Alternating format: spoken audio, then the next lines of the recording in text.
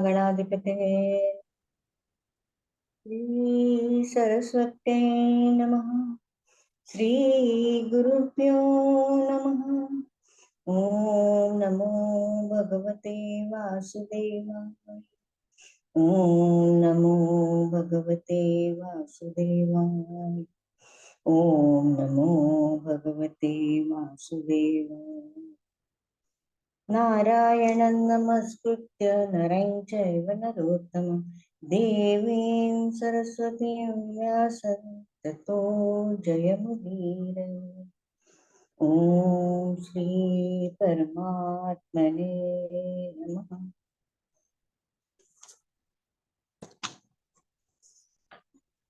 सगळ्यांना नमस्कार आणि आपल्या ह्या तिसऱ्या सेशन मध्ये तुमचे सगळ्यांचे खूप मनापासून स्वागत। आपण मागच्या 2 सेशनचा थोडा आढावा घेऊया, कारण गॅप झालीये ना। आपण मागच्या आपल्या सेशन मध्ये अर्जुन विषाद योग नावाच्या पहिल्या अध्यायाची माहिती करून घेतली। विषाद म्हणजे दुःख, नैराश्य, अगतिकता, ग्लानी, गळाठा असे समानार्थी शब्दात वर्णन करता येण्यासारखी मानसिकता। अर्जुनाची अशी मानसिकता का झाली होती, तर त्याने समोरच्या शत्रू सैन्यात असलेल्या युद्ध करायला ठाकलेल्या आप्तांना, स्वकीयांना, स्वजनांना पाहिजे। आता युद्ध कसं असतं माहिती का? युद्ध हे 2 कारणांनी होत असतं। एक असते वृत्तीफलक युद्ध, यामध्ये स्त्री, भूमी, राज्य, संपत्ती, लाभ यासाठी हे केलेले असते।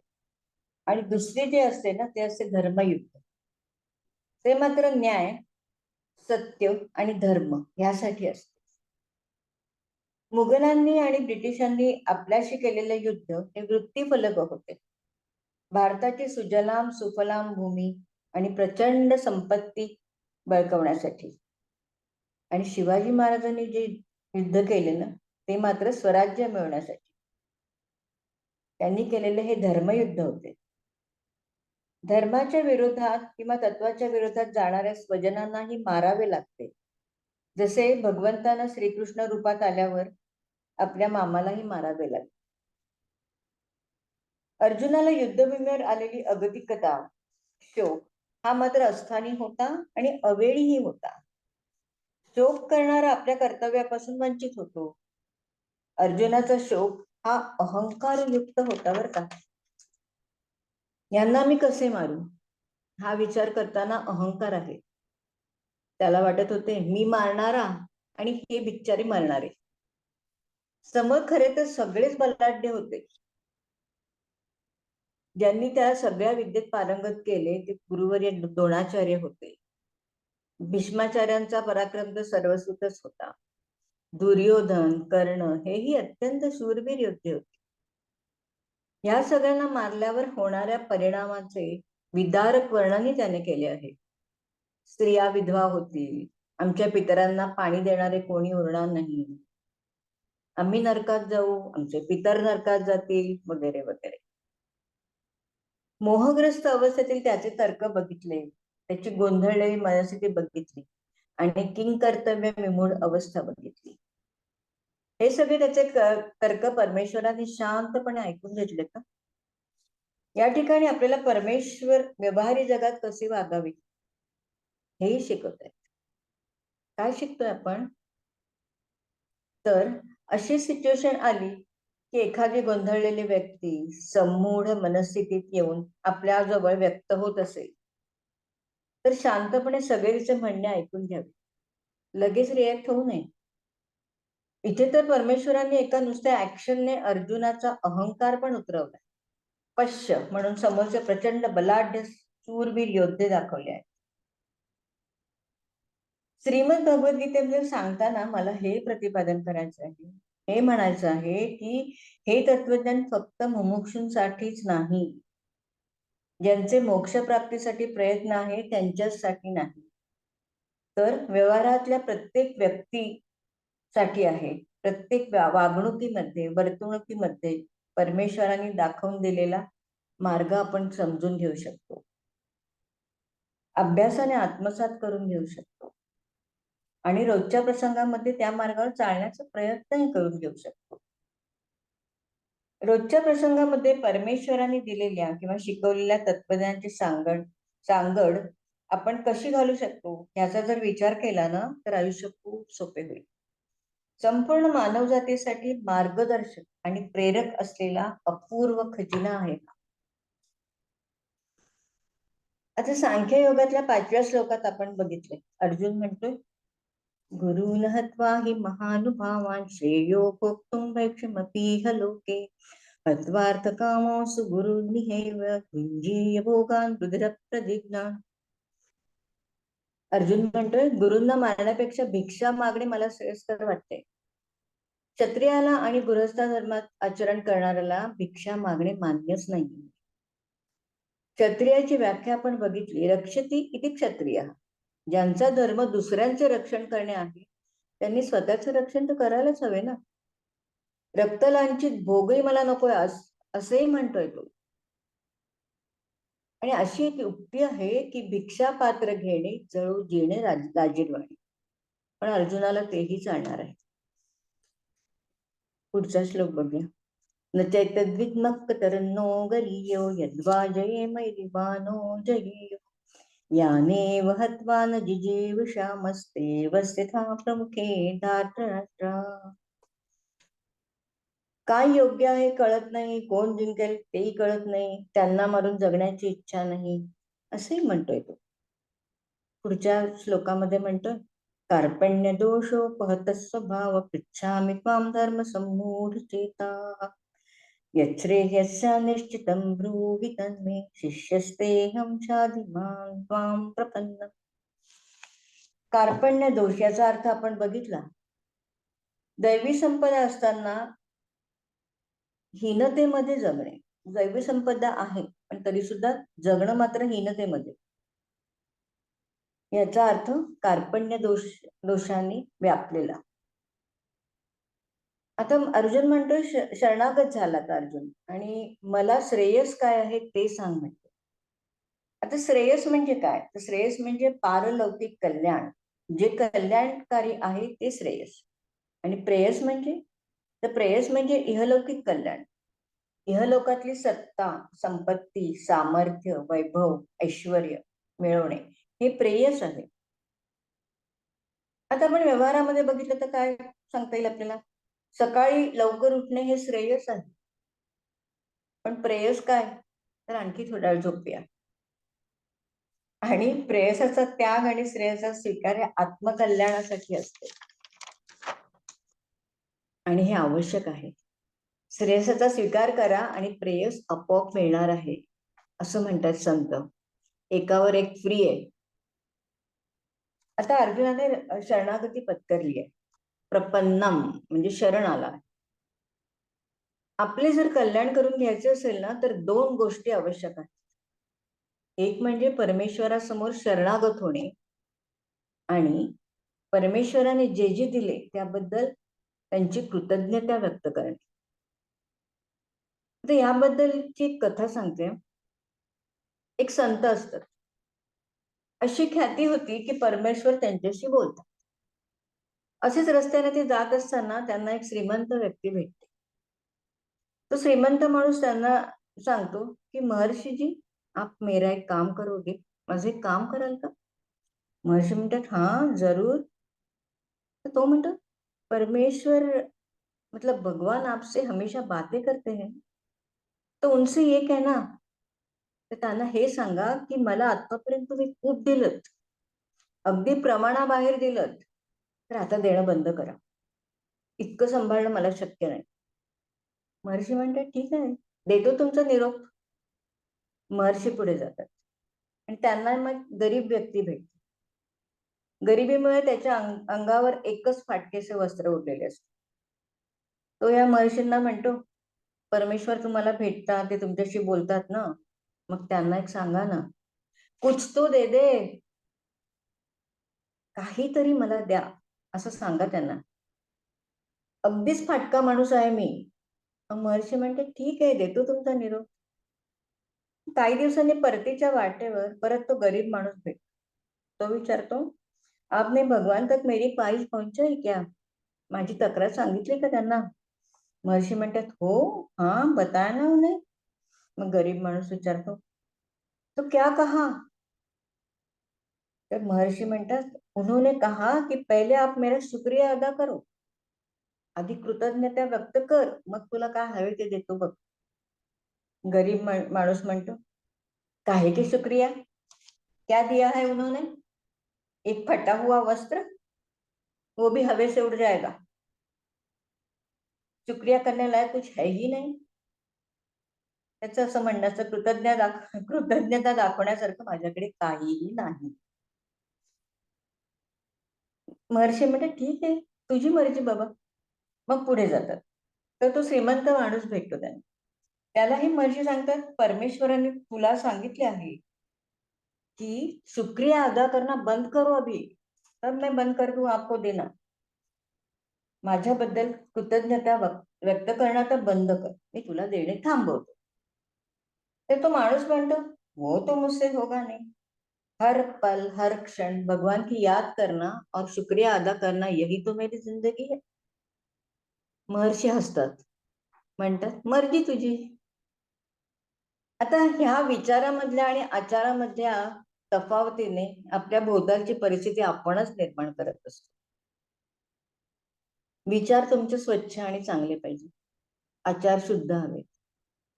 आणि परमेश्वराने काय नाही दिलं? परमेश्वराने ज्ञानेंद्रिय दिलेत, मुख्य कर्मेंद्रिय दिली आहे, आजूबाजूचा सुंदर निसर्ग दिला आहे. या आणि अनेक गोष्टींसाठी आपण परमेश्वराबद्दल कृतज्ञता व्यक्त करू शकतो. असो, आता आपण पुढचा श्लोक घेऊया. नहि प्रपश्यामि ममापनुद्यात् यच्छोकमुच्छोषणमिन्द्रियाणाम् अवाप्य भूमा वसपत्नवृद्धं राज्यं सुराणामपि चाधिपत्यम्. अर्जुन म्हणतोय, पृथ्वीचे शत्रुरहित धनधान्य संपन्न राज्य मिळाले किंवा देवांचे राज्य मिळाले ना, तरी इंद्रियांना सुकवून टाकणारा शोक दूर होईल असा उपाय मला दिसत नाही.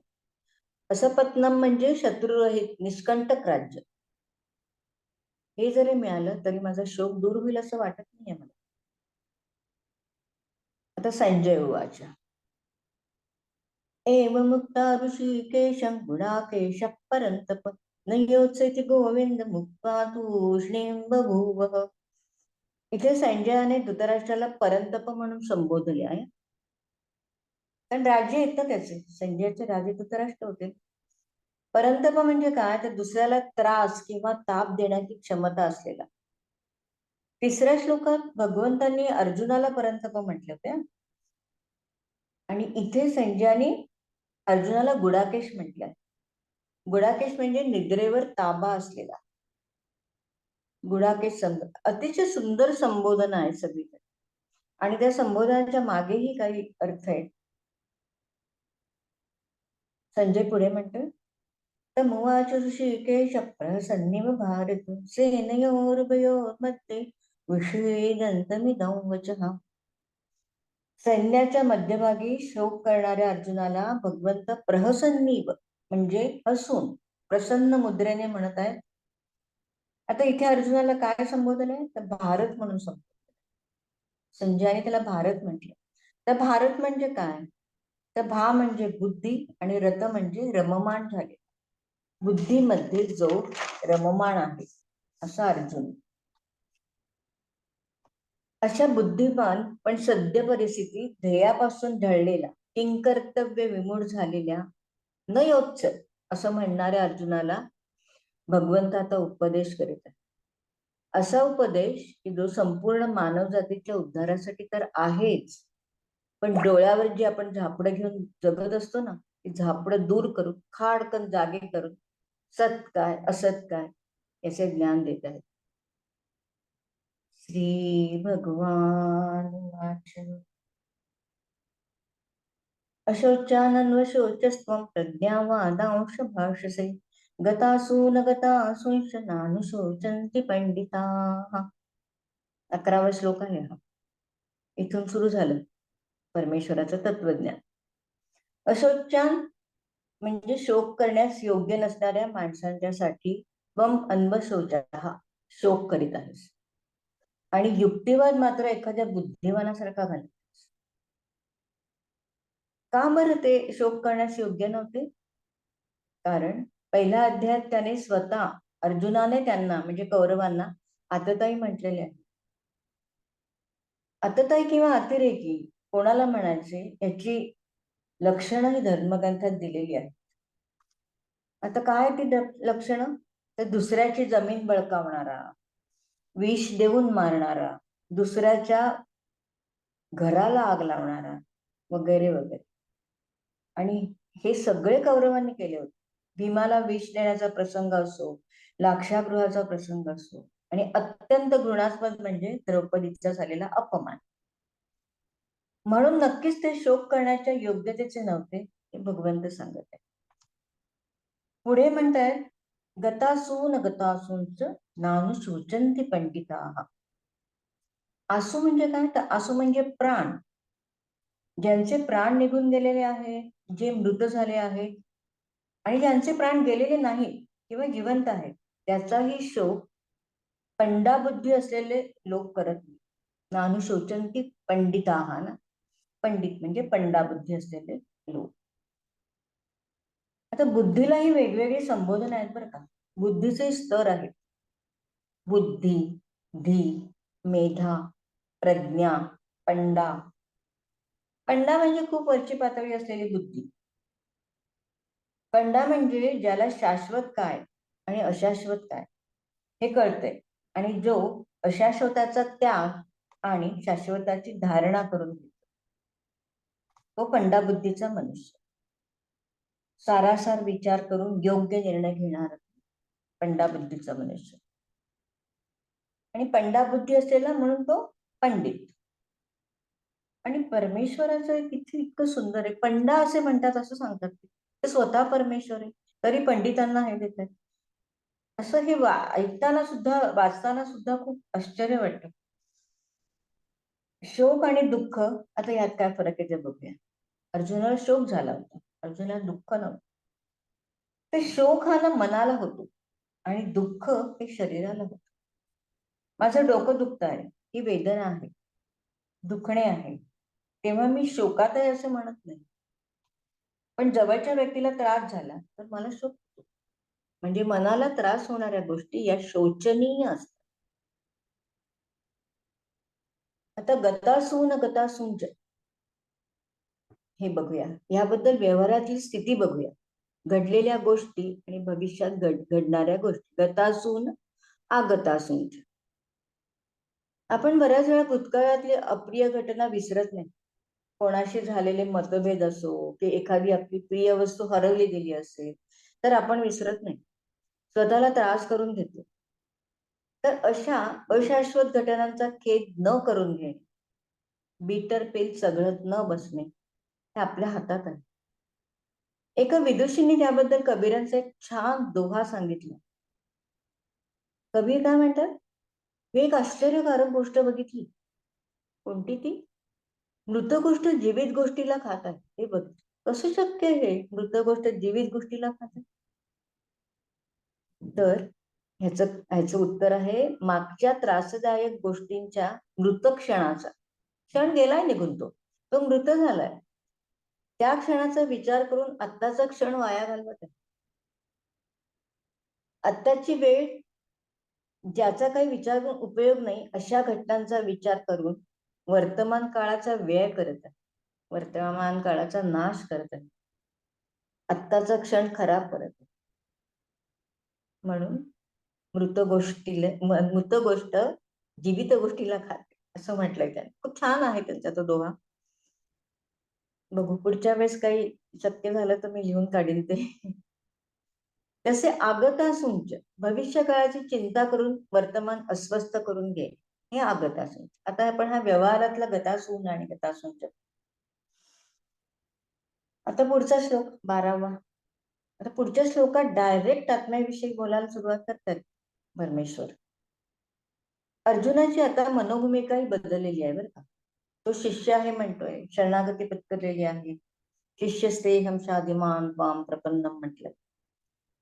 आता अर्जुनाला निसंदेह करणे कुठलाही संशय मनात उत्पन्न न होऊन देणे हे आता परमेश्वर बघत आहे. ते म्हणते नत्वेवा हि जातु नास नत्वन नेमे जनाधिपा न चैवन भविष्याम सर्वे वयमतः परम. जातु म्हणजे कोणत्याही काळी, न त्वम न अहम आसम म्हणजे मी किंवा तू नव्हतो कोणत्याही, असं नाही. इमे जनाधिपाई पण म्हणजे हे राजे लोक, न आसन नव्हते असं नाही, आणि पुढेही भविष्यामध्येही ते असणार नाही असे नाही. म्हणजे काय बरं, कुठल्याही काळात तू नव्हता किंवा हे राजे नव्हते असे नाही. म्हणजे परमेश्वर काय म्हणत आहे, तर परमेश्वर आत्म्याविषयी बोलत आहे. शरीर तर नष्टच होतं ना, आत्म्याविषयी बोलत. या देहाला काही ठराविक काळाचेच अस्तित्व असते. जोपर्यंत देहात चैतन्य असते ना तोपर्यंत तो देह चलनवलनाच्या स्थितीत असतो, आणि जेव्हा ही चैतन्य देहातून निघून जाते ना तेव्हा देहाचे चलनवलन थांबते. हे जे चैतन्य आहे ना किंवा ही ऊर्जा आहे तोच आत्मा आहे, आणि चैतन्य किंवा ही ऊर्जा कधीच नाशवंत नसते, तिचे फक्त रूपांतर करता येते. पहिला देह जर्जर झाला की ती तिथून निघून वेगळ्या देहात वेगळ्या आकारात स्थलांतरित होते आणि वेगळ्या देहातून प्रकट होते. आपल्याला न्यूटनचा सिद्धांत माहिती आहे, law of energy. Energy can not be created nor be destroyed. Energy आत्मा. शरीर येत जात राहते पण चैतन्य मात्र कायम राहते. या चैतन्याला परमेश्वराने देही म्हटलंय, शरीरी म्हटलंय. शरीरात राहणारा तो शरीरी, देहात राहणारा तो देही. आणि शरीरात राहणारा कोण आहे, तर तो आत्मा आहे. हे झाले आत्म्याबद्दल. आता एक वेगळा विषय मांडते बरं. एक गोष्ट सांगते, आपल्या शरीरात ज्या ऊर्जा निर्माण होतात ना त्या पण रूपांतरित होत असतात. याविषयी गजानन महाराजांच्या पोथीतली कथा, कथा म्हणजे ती सत्य घटनाच आहे, ती सांगते. सुखलाल अगरवाल नावाचे एक गृहस्थ असतात, वाचली असेल सगळ्यांनी, गजानन महाराजांची पोथी वाचणारे बरेच जण असतात. तर सुखलाल अगरवाल नावाचे एक गृहस्थ असतात, त्यांच्याकडे एक गाय असते. ती गाय कशी असते, तर द्वाड असते. द्वाड शब्द वापरलाय. ती मोकाट फिरायची, मुला माणसांना तुडवायची, कोणाला शिंगाने मारायची, कोणाच्या दुकानात शिरायची, धान्य नासायची, तेल तुपाचे डबे लवंडायची. आणि या तिच्या त्रासाने लोक खूप कंटाळून गेले. सगळे गावकरी म्हणायला लागले या गायीला तू महाराजांना, कारण पूर्वी त्याच्या आधी असाच द्वाड घोडा महाराजांनी सरळ केलं होतं, म्हणून आता ही गाय पण ते. आणि गाय दान केल्याचं तुला पुण्यही लागेल आणि गावकऱ्यांचा त्रासही कमी होईल. सुखलाला पटतं ते, निघतात सगळे गायीला घेऊन. तर तिला बांधून शेगाव पर्यंत नेणं हे कठीण काम, ते मात्र सगळ्यांनी मिळून केलं. तिने बांधण्याच्या वेळी खूप त्रास दिला, पण जसजसं शेगाव जवळ येऊ लागले ना तसा तसा तिच्या वृत्तीत फरक पडायला लागला. तिची द्वाड वृत्ती तिने दवडली. दवडली हा शब्द आहे, किती गोड आहे. द्वाड वृत्तीत दवडली आणि तिच्यातली ती ऊर्जा होती, जी त्रास देण्याची ऊर्जा होती, ती तिने बाहेर काढली. कारण होतं गजानन महाराजांचं तिथले वास्तव्य. आणि तिच्यातला द्वाडपणा दवडण्यासाठी सुद्धा त्यांच्या एका शिष्याने त्यांना विनंती केली होती. आता ती तिथे आली आणि शांत झाली, पण खरी गोष्ट तर पुढेच आहे, इप्सित तर पुढेच आहे. काही दिवसांनी महाराजांचा एक प्रिय शिष्य, त्याचे नाव होते भास्कर. या भास्करानेच सांगितलं होतं महाराजांना, विनंती केली होती की तिला हे करा, शांत करा. तर त्याला एक पिसाळलेला कुत्र्याचा. सगळे भक्त महाराजांजवळ येऊन विनवणी करायला लागतात, भास्कराला वाचवा महाराज. तेव्हा महाराज म्हणतात, यांनी मला विनवणी केली होती ना त्या गाईला शांत करा म्हणून, मग आणि तिचं हे आवडलं की नाही, दूध प्यायला आवडलं, आणि मग तो तिने जो द्वाडपणा दवडला होता तो गेला कुठे, तो गेला हा कुत्र्यामध्ये. म्हणून कुत्रा झाला त्रासदायक, आणि तुला दूध पिताना तर गोड वाटलं, असे वर्मजेत म्हणाले. कुत्रे तुझे आणि गेल्या जन्मीचे वैरी होते, आणि त्यामुळे ते पिसाळले. तिने जो दवडला होता, जो आटपणा हा हिच्यामध्ये आला आणि ते कुत्र पिसाळलं आणि तुझ्या गेल्या जन्मीचा वैरी असल्यामुळे ते तुला चावलंही आणि त्याने असं दावा साधला. तुमचं वैरही सरलं. तर अशी आहे ही ऊर्जा, म्हणजे ऊर्जा संपत नाही. असं हे गजानन महाराज, ते सुंदर आहे, ते कथानक आहे ते. म्हणजे जर विचार केला तर संतांनी असं किती गोष्टी सांगितल्यात, आपण खूप लक्ष देत नाही, अध्याय वाचतो पुढे जातो, पण अशा खूप गोष्टी अशा सांगितलेल्या असतात. त्याच्यावर विचार करत नाही. पण जेव्हा आता हे भगवद्गीतेवर विचार करायला लागलो तेव्हा या सगळ्या गोष्टी आठवायला लागल्या की खरंच की सांगितले ना ऊर्जेबद्दल त्यांनी. आता भगवंत मात्र आत्मा नावाच्या चैतन्याबद्दल ज्ञान देतात. याच्या पुढचा श्लोक बघूया, 13वा. देहिनोऽस्मिन् यथा देहे कौमारं यौवने जरा तथा देहांतर प्राप्ती धीरस्तत्र न मुह्यति. आता काय म्हणतात भगवंत, जीव जन्माला आला की एक एक दिवसाने त्याची वाढ सुरू, बरोबर, आणि एक एक गोष्टी आत्मसात करू लागतो. अगदी लहान बाळांना विठ्ठल विठ्ठल म्हणून टाळ्या वाजवायला शिकवलं जातं आणि ते इतके छान वाजवतात की सगळ्यांना आकर्षित करून देतात. आपण त्याच्या शिकण्याचा आनंद घेतो. हळूहळू बाळ अशीच प्रगती करतो. शाळेत जातानाची त्याची आपण छबी निरखून पाहतो आणि आयुष्य धावतच असतं. हळूहळू बाळ मोठं होतं, तारुण्यात प्रवेश करतं. त्या अवस्थेचा उन्माद आणि उत्साही काही औरच असतो.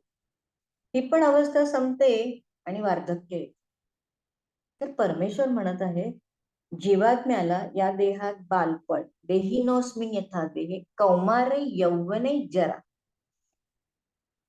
बालपण, तारुण्य आणि वार्धक्य उपभोगायला लागते जीवात्म्याला. ह्या तिन्ही गोष्टी, या देहात बालपण आहे, तारुण्य आहे आणि वार्धक्य पण आहे. देहिनः म्हणजे जीवात्म्याला, अस्मिन देहे म्हणजे या देहात, कौमारम कौमारैन यौवनम आणि जरा म्हणजे बालपण, तारुण्य आणि वार्धक्य ही येतच असते. आणि ह्या तीनही अवस्था आपण स्वीकारतही असतो. आपल्याला माहिती आहे जन्माला आलं की ते मोठं होणार आहे बा, मोठं होत होत वार्धक्याला पण येणार. पण आता सांगतात परमेश्वर त्याच्या नंतरची पण एक चौथी अवस्था आहे, ती म्हणजे देहांतर प्राप्ती. देहांतर प्राप्तीस धीरस्तत्र न मुह्यति असं म्हणतात. ही चौथी अवस्था आहे.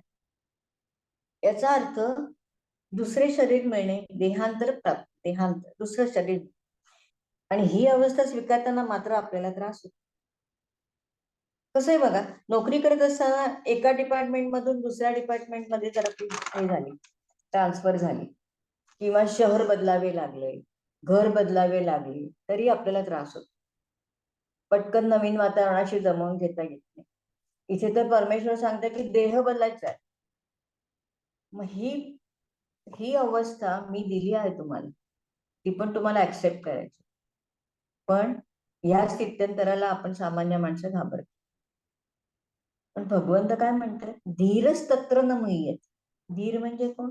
ते विवेकी पुरुष. धी म्हणजे बुद्धी. धीर, धीरचं काय हे होतं, धी अधिक इर. इर म्हणजे प्रेरणा देणारा. प्रेरणामध्ये पण इर आहे, प्र आणि इर, प्रेरणा. तर धीर म्हणजे प्रेरणा देणारा, चालना देणारा, बुद्धीला गती देतो तो धीर, स्फूर्ती देणारा असा धीर. सामर्थ्यशील प्रगल्भ बुद्धी असलेले मात्र घाबरत नाही असं त्यांना म्हणत. धीर तत्र मुह्यति म्हणजे असे जे प्रगल्भ बुद्धी असलेले आहेत ना ते मात्र घाबरत नाही. त्यांना माहिती चौथी अवस्था आहे, माहिती आपल्यालाही असतं, पण स्वीकारत आपण नाही. ते मोहित होत नाही म्हटलंय. या देहाला, या अवस्थेला चिकटू नाही बसत. हे बळ यायला आपल्याला किती मोठा टप्पा गाठायला लागणार.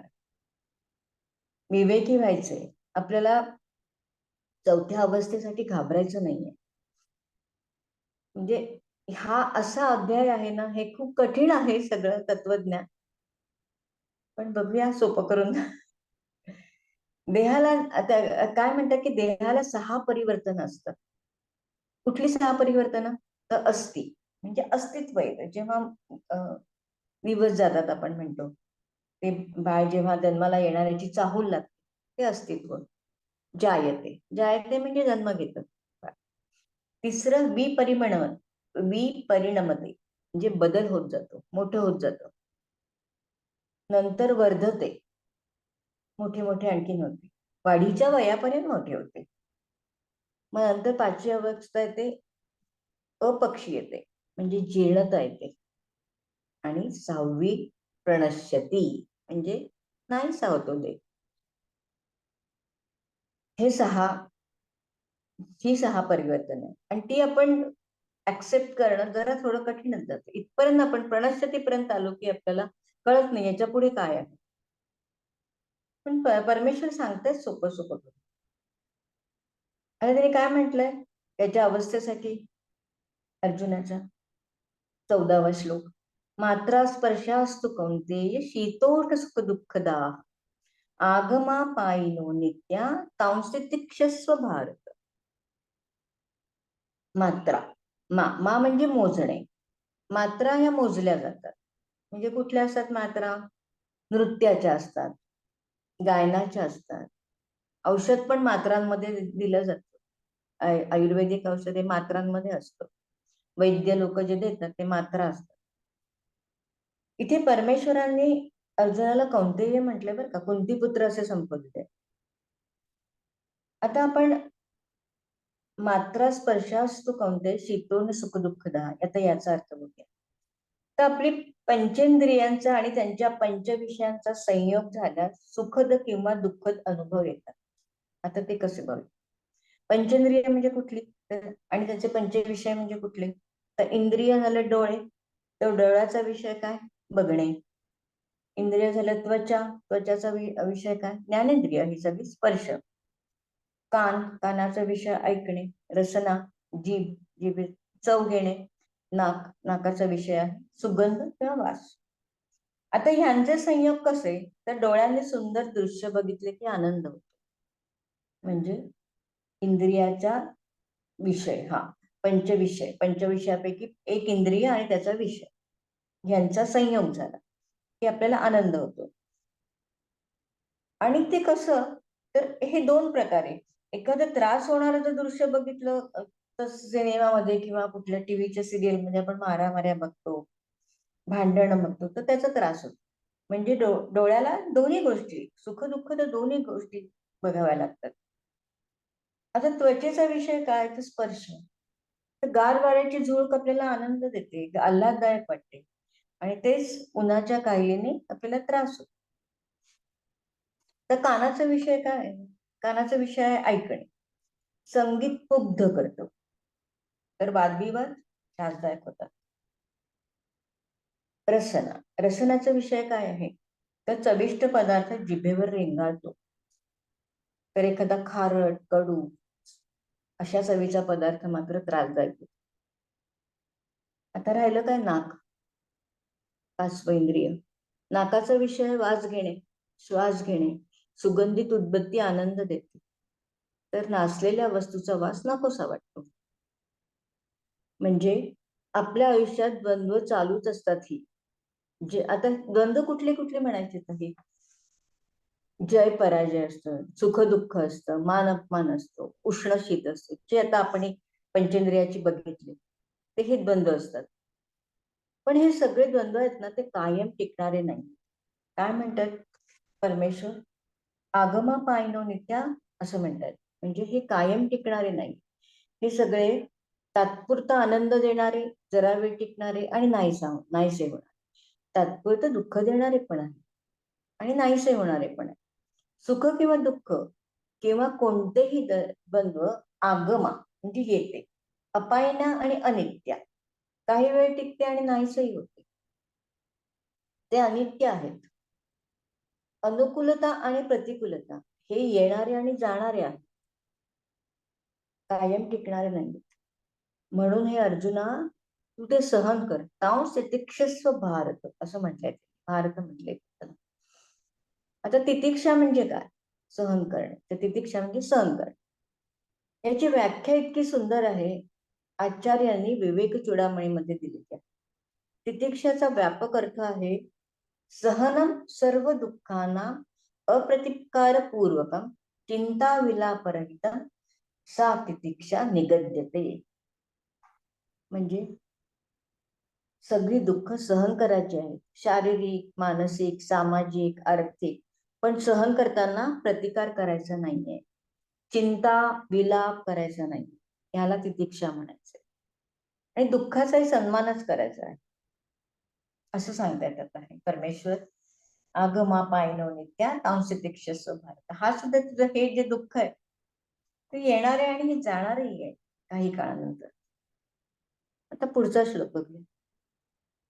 यम हि नौ व्यथयन्ते ते पुरुषम पुरुषर्षभ समदुःख सुखम धीरम सोमृतत्वाय कल्पते. पुरुषम एकते न व्यथयन्ते, म्हणजे पुरुष श्रेष्ठ इथे व्यथित होत नाही. कुठे व्यथित होत नाहीये बघूया आपण. इथे अर्जुनाला पुरुषर्षभ म्हटलंय. पुरुषर्षभ म्हणजे पुरुष श्रेष्ठ. पुरुष श्रेष्ठ अर्जुना, ज्या ज्या द्वंद्वाच्या वेळी गोष्टी आहेत ना, सुख दुःख, शीत उष्ण, जय पराजय, हे जे विकार आहेत ना, हे ज्याला व्यथित करू शकत नाही तो कोण आहे? तो धीर म्हणून ओळखला जातो. कारण तो समदुःख सुखम धीर, तो सगळीकडे सारख्या सुख आणि दुःख याच्यासाठी समान आहे, त्याला त्याच पद्धतीने तो जाणून घेतो. सुख आणि दुःख